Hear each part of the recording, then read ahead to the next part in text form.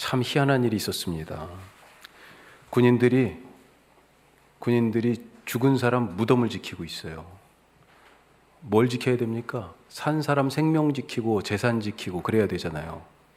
아니, 그런데 왜 죽은 사람 무덤을 지키고 있어요? 이미 죽은 사람이 뭐 무서운 게 있다고 왜 무덤을 지키고 있습니까? 누가 이런 황당한 일을 시켰어요? 대제사장들입니다. 대제사장들. 장인과 사위가 계속해서 제사장을 하고 있어요. 그러니까 대제사장들, 원래 대제사장은 한 명이잖아요. 그래서 복수로 그렇게 돼 있는 것입니다. 자기들 자리라는 거예요. 우리가 평생 해먹는 거예요. 장인도 해먹고 사위도 그 자리를 이어서 하고 있습니다. 이들은 죽은 사람을 두려워합니다. 아니, 죽은 사람이 무슨 힘이 있다고.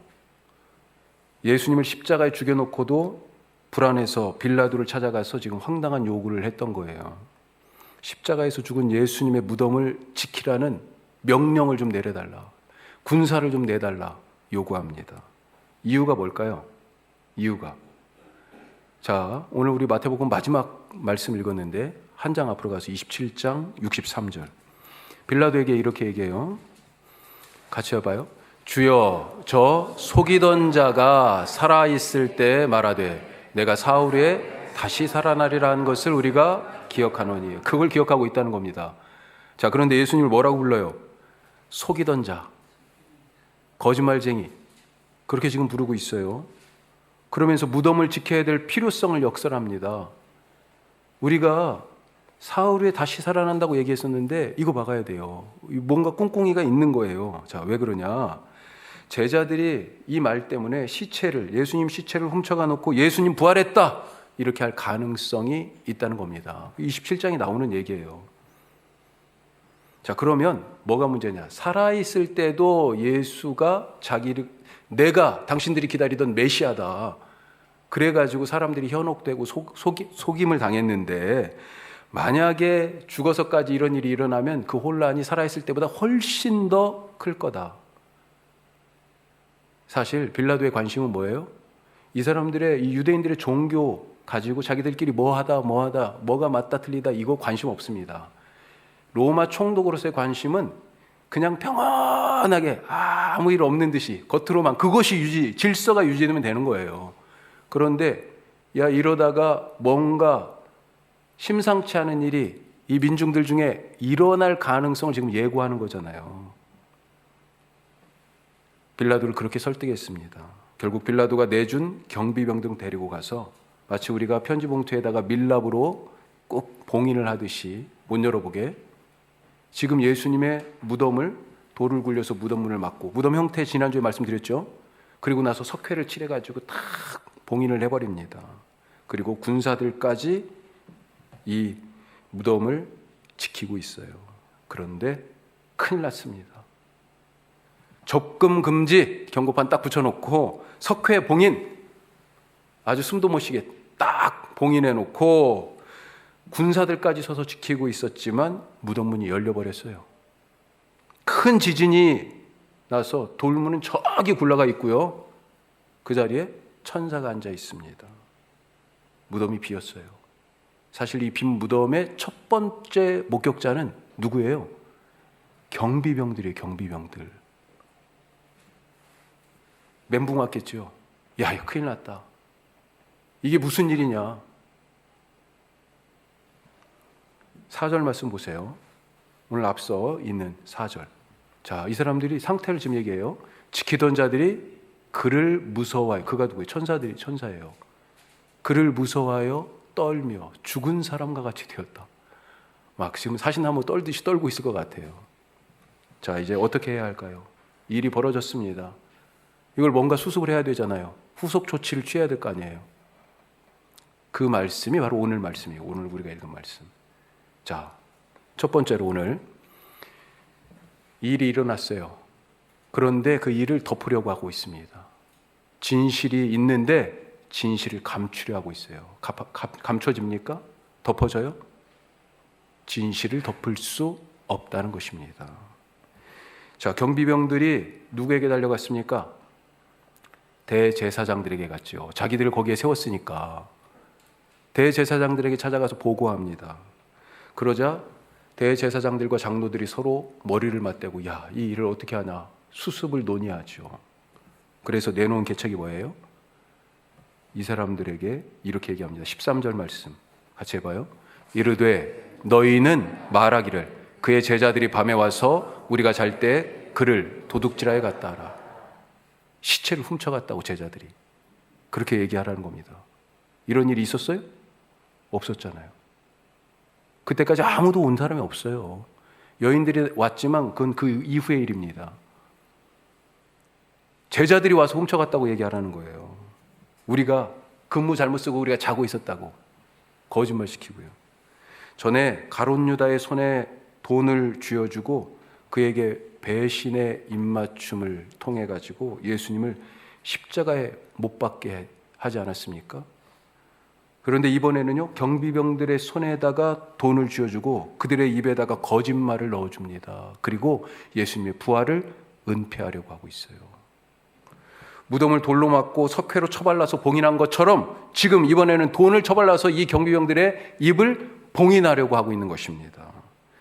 왜 돈 쓰는 거예요? 이들의 권세가 돈에서 나왔으니까 돈을 의지하는 것입니다. 돈이 지금 이 세상에서는 최고이고 모든 것을 가능하게 하는 수단인 것을 알고 있기 때문에 그러는 거예요. 실제 예수님을 왜 죽인 거예요?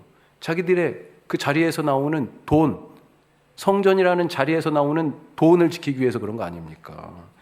심지어 뭐라고 얘기합니까? 총독 빌라도가 너희들의 근무 태만 자고 있었다고 그렇게 지금 거짓말을 하라고 그런 거니까 근무 태만에 대한 책임을 물으면 우리가 잘 얘기해 줄게. 우리가 방패막이가 되어서 당신 지켜주겠다고 신변 보장까지도 약속합니다. 지금 뭐 하는 겁니까, 이 사람들? 이 대제사장과 장로들, 바리새인들, 이 자들이 지금 빌라도 앞에서 예수님을 뭐라고 얘기했어요? 아까 속이는 자, 거짓말쟁이 그렇게 얘기했어요. 제자들이 시체를 훔쳐가 부활했다 이렇게 속임수 쓸 거다 그렇게 예상했었습니다. 그런데 지금 누가 거짓말을 하고 누가 속임수를 쓰고 있는 거예요? 실체가 드러나는 거죠. 이들은 사실을 비틀고 진실을 덮고 있습니다. 하지만 아무리 덮고 덮어도, 아무리 속이고 속여도, 아무리 감추고 감춰도 드러나게 돼 있잖아요. 드러납니다. 15절 말씀에 보니까 뭐라고 돼 있어요? 군인들이 돈을 받고 가르친 대로 했다 이렇게 돼 있잖아요. 자, 돈 받았어요. 그리고 그들이 말하라는 대로 이제 가서 얘기했어요. 보고했습니다. 돈을 받고 가르친 대로 하였으니, 자, 이 모든 말이 언제까지요? 오늘날까지 유대인 가운데 두루 퍼졌다. 지금 유대인들이 다 알고 있어요.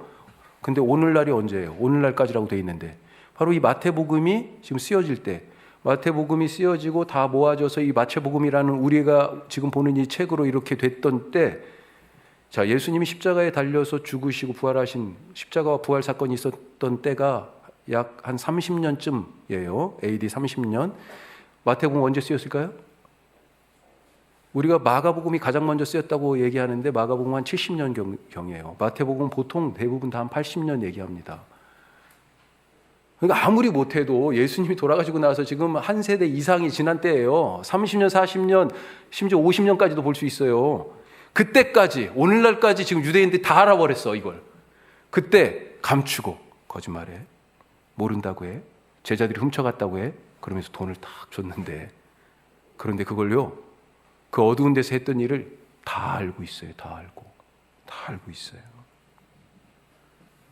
사실 우리가 살면서 답답할 때가 있지 않습니까? 이게 진실인데, 이게 사실인데 사람들이 잘못 알고 있어요. 진실이 은폐되고 사실을 비트는 경우들이 얼마나 많이 있습니까? 누가 그것을 덮고 누가 그 사실을 비틀어요? 누가요? 죄 지은 사람들이 그럽니다. 죄를 감추잖아요. 그거 드러나면 부끄럽고 창피하고, 무엇보다도요, 그것 드러나면 어떻게 돼요? 내가 지금 있는 자리에서 내려와야 되잖아요.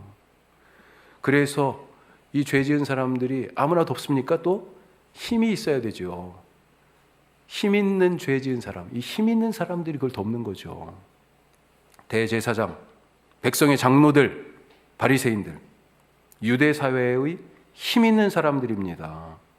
이들이 지금 진실을 덮었는데 그 이유가 뭘까요? 이유가 왜 예수님을 십자가에 죽였고 그것도 모자라서 이런 무덤까지 군인들을 세워가지고 지키는 이런 엉뚱한 일을 하고 있는 것입니까? 자기 것 잃을까봐 그것이 두려워서 그런다니까요.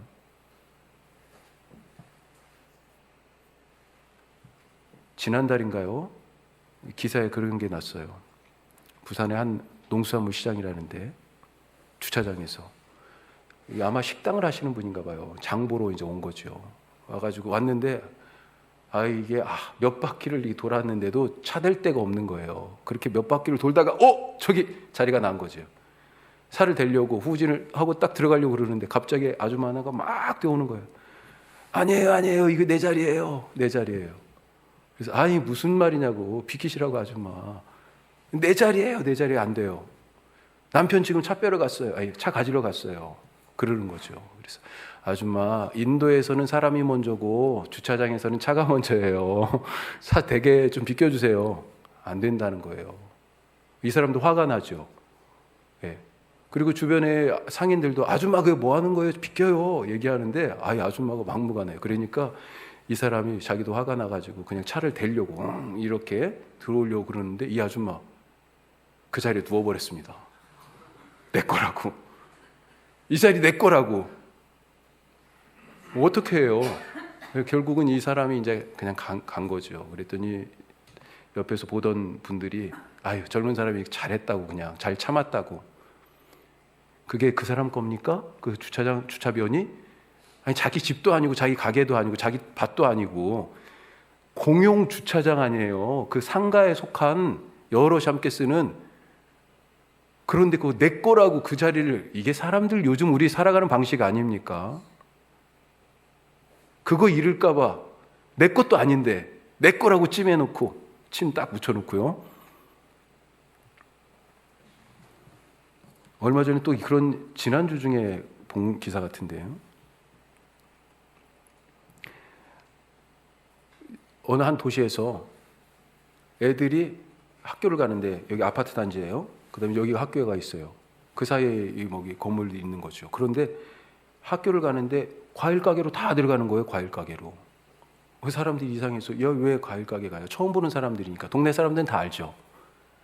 알고 보니까 이 학교와 아파트 사이에 다른 길이 있는데 다른 길은 이면도로예요. 차와 사람이 같이 다니는. 위험하죠, 애들이 학교 갈 때. 원래 이 땅이 주차장이었답니다. 11년 전에.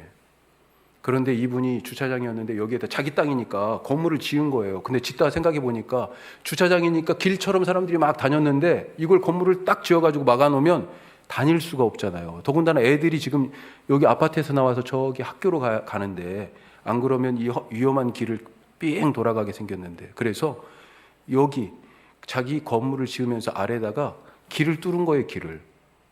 애들이 그래서 가게로 들어와가지고 건물을 통과해서 학교를 가는 거예요.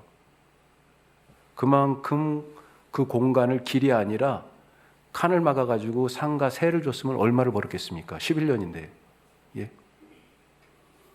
내 것도 아닌데 내 거라고 주장하는 사람도 있고요. 내 것이라고 주장할 수 있는데도 여럿이 같이 쓰라고 내놓는 사람도 있어요. 하여튼 세상이 자리 다툼 때문에 참 난리지 않습니까? 내 것, 내 것, 내 것. 누구 명의로 돼 있는가 살면서 엄청 중요한 거 아니에요?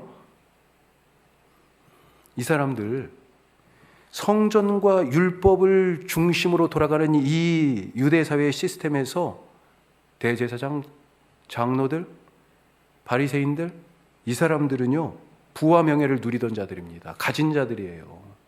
율법 해석의 독점권, 그 자리를 누가 갖고 있어요? 바리새인들이 갖고 있어요. 성전 제사의 이 독점권 누가 갖고 있어요? 제사장 그룹이 갖고 있는 것입니다. 사두개인들이 갖고 있어요. 몇 번 말씀드렸지만 예루살렘 경제가 어떻게 돌아가요? 뭐 때문에 돌아가요? 성전 없으면 끝장입니다. 사람들이 짐승으로 예배를 드려야 되니까 아침 저녁으로 계속 소비가 일어났어요. 이걸 계속 대야 되죠. 이게 돌아가는 겁니다.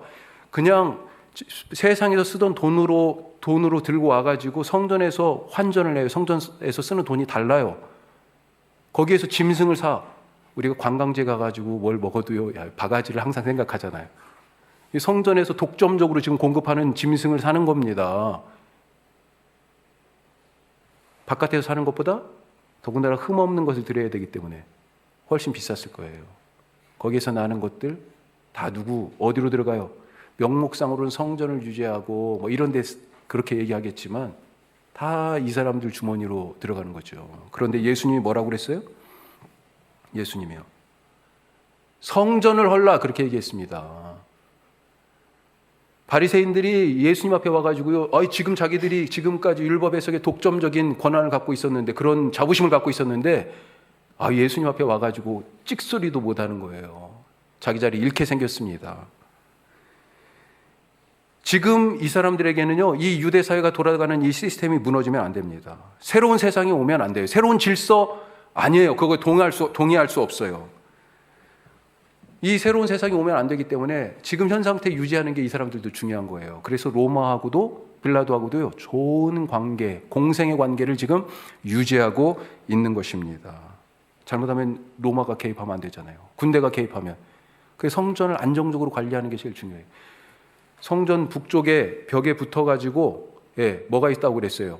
로마 군인들의 요새, 안토니오 요새가 있다고 그랬어요. 거기서 쳐다봐요, 이렇게. 성전에서 지금 무슨 일이 일어나나 안 일어나나. 로마 군인들이 즉각 뭔가 사태만 벌어지면 즉각 투입됩니다. 그런 일이 벌어지지 않게. 서로 좋고, 서로 자기 자리 잃을 위험도 없고. 이미 자리를 차지하고 있던 이들에게 예수님이 선포한 새로운 세상, 하나님 나라, 이 말이 마음에 안 들어요. 새로운 질서가 와야 된다? 동의할 수 없습니다. 받아들일 수 없어요. 으뜸이 되려고 하면 섬기라고 하셨잖아요. 종이 되어야 한다. 아니, 내가 이 자리에서 내려와서 종이 되어서 지금 섬겨야 된다고? 그래서 예수님을 죽였어요. 그래서 지금 무덤까지 지키면서 부활의 진실을 은폐하려고 하는 것입니다. 덮을 수 없어요. 받아들이시기 바랍니다. 자, 경비병들 말고 이 빈 무덤의 증인들이 또 있죠. 여인들입니다. 여인들. 경비병들은 대제사장들에게 달려갔습니다. 그리고 이들은 돈과 권력으로 진실을 은폐하는 방법으로 이 예수님의 부활에 반응했어요. 까딱하다가는 자기 자리 다 잃으니까. 자, 그런데 이 여인들은 누구에게 달려갔습니까? 예수님의 제자들에게 달려갔잖아요. 자, 그러면 제자들은 어떻게 반응했을까요? 우리가 예수님의 제자들인데 어떻게 반응해야 될까요? 두 번째 말씀 같이 해요.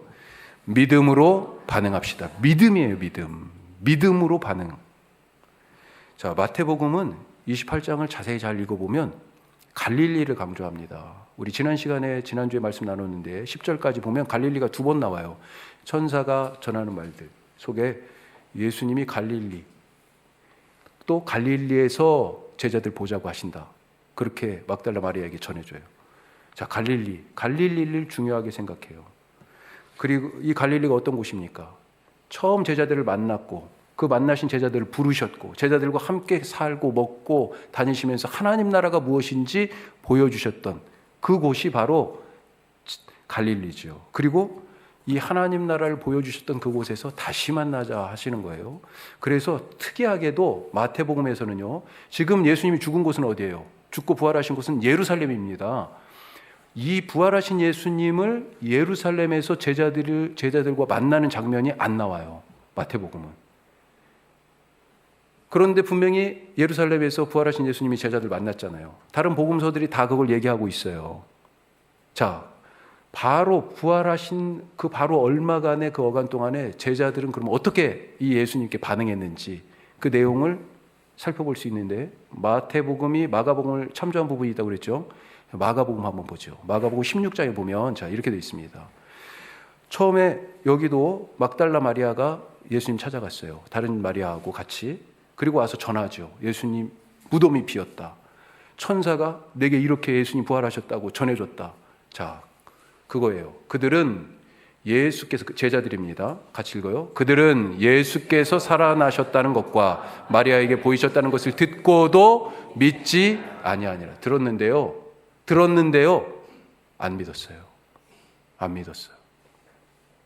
또 바로 이어서 뭐가 나오냐면 두 제자가 약간 낙심했죠. 이제 예수님이 죽으셨으니까. 예수님 쫓아왔는데 끝장났어요. 이제 희망이 없어졌어. 무덤에 묻혔잖아요. 그래서 시골로 내려가고 있었습니다. 누가복음은 엠마오라고 또 분명히 얘기하는데 하여튼 시골로 내려가고 있는 이 제자들에게 부활하신 예수님이 나타나셨어요. 예수님 만났으니 다시 돌아왔습니다. 그 다음 뭐라고 그래요? 두 사람이 가서 남은 제자들에게 알리되 뭐라고 되어 있습니까? 역시 믿지 아니하니라. 안 믿어요. 자, 두 경우는 뭐예요? 본 사람은 있어요. 들은 사람, 경험한 사람들이 있어요. 막달라 마리아든지 두 제자든지 자기들이 경험한 것을 제자들에게 말합니다. 말했어요. 제자들은요, 들었어요. 그런데 듣고도 믿지 않은 거예요. 자, 그러니까 예수님이 어떻게 하세요? 야, 듣고는 못 믿는구나, 니네들이. 내가 그러면 보여줘야 되겠다. 그래서 제자들에게 직접 나타나십니다. 그 다음 말씀이에요. 이게 바로 이어져 있어요. 같이 봐요. 그 후에 11제자가 음식 먹을 때 예수께서 그들에게 나타나사 그들의 믿음 없는 것과 마음이 완악한 것을 꾸짖으시니 이는 자기가 살아나는 것을 본 자들의 말을 믿지 아니함이라. 그렇죠. 제자들, 예루살렘에서의 제자들 반응은요, 안 믿는 거였습니다. 못 믿겠어요. 사실 우리가 듣고 그걸 어떻게 믿겠어요? 우리 같은 경우 믿겠습니까? 이 물리적인 시간과 공간에 매여 있는 사람, 한번 죽은 사람이 살아난다. 우리가 경험적으로 지식으로도 못 받아들이잖아요. 어떻게 보면 제자들이 당연한 반응을 하는 거죠. 믿지 못하는 게 당연하죠. 예루살렘에서 제자들 믿지 못했습니다. 하지만 예수님이요, 그 믿음을 바꾸시려고 직접 보이셨어요. 자기를. 자, 그리고 나서 오늘 갈릴리로 지금 장소가 바뀌었어요. 갈릴리에서 제자들 만납니다. 예수님이 지시하신 산이라고 그랬어요. 자, 그 산에서 만나는데 뭐라고 그래요? 17절 말씀. 자, 제자들이 봅니다. 예수를 배웠고 경배하나. 뭐라고 돼 있어요? 아직도 의심하는 사람들이 있더라. 야, 예루살렘 그때는요, 처음에는 못 믿을 수 있다고 쳐요. 하지만 예수님 보여줬잖아요. 그리고 시간이 좀 지났습니다. 근데 이제 장소도 갈릴리예요. 그런데도 아직도 믿지 못하고 의심하는 사람들이 있더라는 것입니다. 믿음의 여러 단계가 있어요. 어떤 단계입니까? 이걸 보니까 보고도 못 믿는 사람이 있고요. 보면은 그래도 믿는 사람이 있고, 누구는요? 보지도 않고 듣기만 했는데 믿는 사람이 있어요. 나는 믿음의 어떤 단계를 살아가고 있습니까? 예수님이 나에게서 지금 뭘 보기를 원하시는 거예요? 부활하신 예수님이 제자들에게 찾으셨던 것이 믿음인데 어떤 믿음입니까? 도마에게 말씀하셨잖아요. 이렇게 얘기하셨어요. 예수께서 이르시되 너는 나를 본고로 믿느냐? 보지 못하고 믿는 자들은 복되도다. 그런 믿음 가지실 수 있길 바랍니다. 예수님이 부활하지 않으셔서 우리에게 구원이 없는 것이 아니라요, 부활이 없어서가 아니라 문제는 내가 부활을 믿지 못하는 것, 그것이 문제인 것이죠. 전에 예수님이 그러셨잖아요. 내가 부활이요 생명이니 나를 믿는 자는 죽어도 살겠고 무릇 살아서 나를 믿는 자는 영원히 죽지 아니하리니, 내가 부활이요 생명인 바로 그것을 내가 믿느냐 물어보셨어요. 오늘 똑같이 우리에게 물어보십니다. 부활하신 예수님이 안 믿으니까, 전해준 것 안 믿으니까요, 보여주세요. 한 번도 아니고요, 또 보여주십니다. 예루살렘에도 보여주셨고 갈릴리의 그 산에서도 또 보여주세요. 심지어는 도마에게 뭐라고요? 여기 넣어봐 말씀하십니다. 믿음 없는 자의 수준에 맞춰주시는 거죠. 우리에게 뭘 결국 요구하시는 거예요? 믿음. 그 믿음으로 살아가시기를 간절히 바랍니다. 자, 마지막으로 부활로 새 세상이 열렸습니다. 부활은 새 세상을 여는 문이에요. 예? 이 문을 통해서 들어가야 됩니다. 16절에 보면 지금 갈릴리에서 예수님이 지시하신 산에서 제자들과 만났습니다. 이 산이 어떤 산일까요? 몰라요. 아무리 연구해도 몰라요. 정확히 알 수가 없습니다. 자, 하지만 이런 생각을 해보게 돼요. 전에 예수님이 제자들하고 이 갈릴리에서 산에 자주 올라가셨잖아요. 어떤 때는요, 산상보온, 산 위에서 하나님 나라 백성은 어떻게 살아가야 하는지 알려주셨습니다. 주제가 뭐였어요? 하나님 나라였어요. 마태복음 17장에 보면 제자들 중에서 베드로와 야고보와 요한 셋만 데리고 산에 따로 올라가셨어요. 그때 깜짝 놀랐죠. 베드로가 하늘에서 모세, 엘리야가 내려왔고 예수님도요 그들처럼 몸이 완전히 변했어요. 지금까지 한 번도 못 본 밝고 빛난 그런 모습입니다. 깜짝 놀랐어요. 천국에 온 것 같았어요. 맞아요. 예수님이 그때까지 내가 십자가에서 죽을 것이다 라고 하는 그 말을 제자들이 못 믿으니까 그 십자가의 죽음과 그 죽음 이후의 부활의 부활의 모습을 미리 보여주신 겁니다. 미리 보여주신 거예요. 아마 이 산 아니었을까요? 그런 생각이 들어요. 그 산에서 부활하신 예수님이 다시 보자. 하여튼 산상보온의 산이든지 그 모습이 변화된 산이든지 주제는 뭐예요? 새로운 나라, 하나님 나라가 시작됐다라고 하는 겁니다. 하나님 나라가 배경이에요. 자, 예수님이 부활하셨다. 이건 뭐예요? 새 나라가 열렸다라고 하는 것입니다. 그동안에는 어떤 생명으로 살았어요?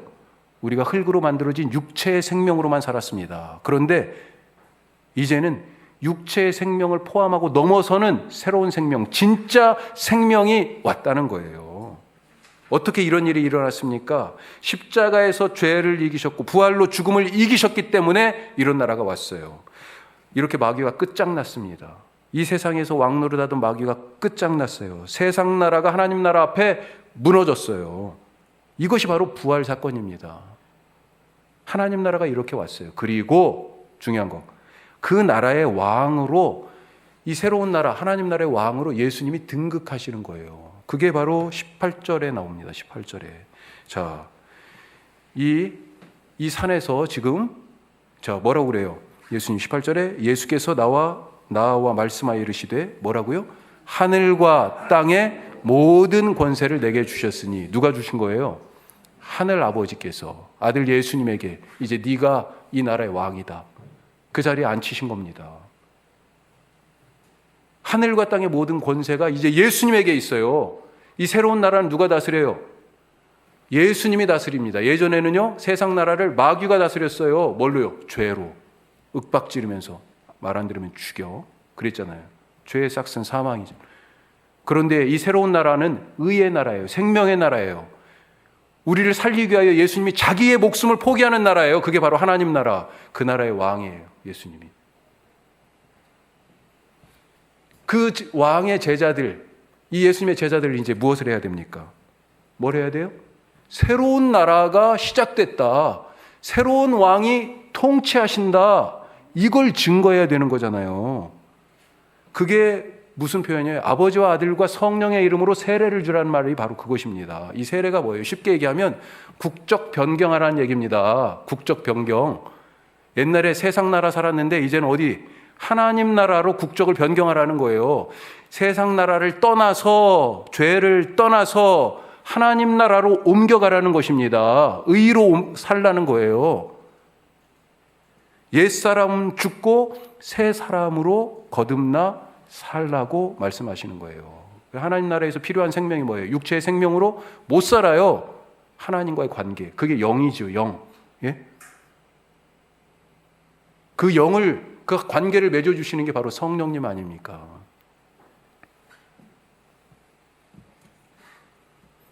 그래서 예수님이 처음부터 뭐라고 말씀하셨어요? 회개하라.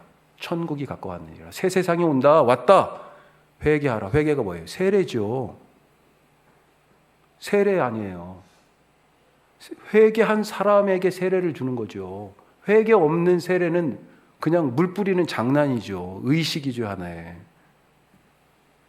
옛 생각, 옛 습관, 옛 관계, 예전에 내가 가지고 있던 옛 소유, 이건 세상에선 필요하죠. 이거 가지고 하나님 나라, 새로운 나라에 들어갈 수가 없습니다. 가진 게 얼마나 많아요, 우리가. 그래서 뭐라고 불러요? 부자라고 부르는 겁니다. 부자. 부자가 천국에 들어가는 것이 낙타가 바늘길을 통과하고 들어가는 것보다 더 어렵다. 어려워요. 세상에서 가진 것 다 내놓으십시오. 그게 뭐예요? 그게 세례예요. 그게 다 버리는 거잖아요. 세상의 생각 버리고, 세상의 습관 버리고, 세상의 소유 버리고, 세상의 관계 버리고, 세상의 욕심 버리고, 세상의 자리 버리고. 그게 회개죠. 버리세요. 그래야 하나님 나라의 생명을 누릴 수 있습니다. 자, 그렇게 그 나라에 들어갔으면 어떻게 해야 돼요? 그 나라의 질서에 맞춰서 살아야 되잖아요. 그래서 내가 너희에게 분부한 모든 것을 가르쳐 지키게 하라, 그렇게 말씀하는 겁니다. 전에도 말씀드렸지만 미국 처음 갔을 때 진짜 제일 황당했던 게 뭐냐, 지금 우리나라도 이제 법이 막 강화돼가지고 우회전 할 때 조심해야 되잖아요. 횡단보도 신호 막 잘못 가면 이제 벌금 물어요. 처음 딱 갔을 때 15년 전인데 이 우회전 잘못했다가 벌금이 350불 정도예요. 와, 진짜 우리 돈으로 40만 원이 넘는 거죠. 우회전 딱 3초 서 있다 돌아야 되는데 그냥 막 돈다고 벌금을 그렇게 맞은 옆에 목사님들이 있었어요. 깜짝 놀랐지. 목사님 그 다음날 수업에 왔는데 목사님 나 어제 폴리스한테 걸렸어. 그러면서 350불짜리 티켓을 받았다는 거예요. 미국에 갔으니 뭐예요? 미국 법을 따라야 되는 거잖아요. 우리나라에 와서 우리나라 법을 다 지켜야 되는 거죠. 하나님 나라에 갔으니 하나님 나라의 질서를 따라야 되는 것 아닙니까? 그것을 이미 예수님이 제자들하고 같이 있을 때 가르쳐 주셨어요. 천국은 이런 것이다. 천국은 이런 거야. 천국의 제자는 이런 사람이야. 어린아이 같아야 돼. 다 가르쳐 주셨습니다. 그 질서대로 살라고. 그것을 가르쳐 지키게 하라고. 자, 그런데 가서 이것을 예수님의 부활로 하나님 나라가 시작됐고 십자가와 부활 그리고 새로운 세상, 새로운 질서가 우리에게 주어졌다고 전해야 되는데 할 수 있겠습니까? 할 수 있겠어요? 가서 모든 족속으로 가서 이렇게 말씀하시는데 우리가 할 수 있겠어요?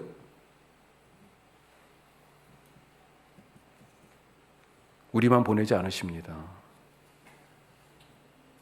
같이 가세요, 하나님이. 예수님이 같이 가십니다.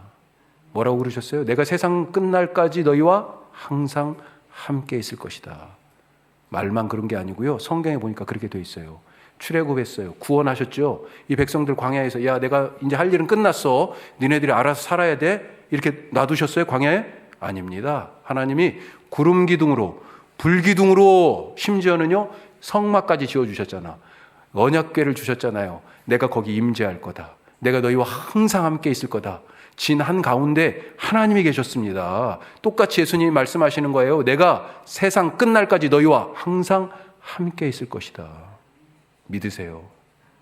하나님 우리와 함께하고 계세요. 오늘 말씀 기억하시기 바랍니다. 먼저 부활의 진실, 그 진실을 믿으시고 십자가와 부활의 증인으로 하나님 나라가 여기 왔음을 늘 증거하며 살아가시는 참된 예수님의 제자들 되시기를 주님의 이름으로 축복합니다. 기도하겠습니다.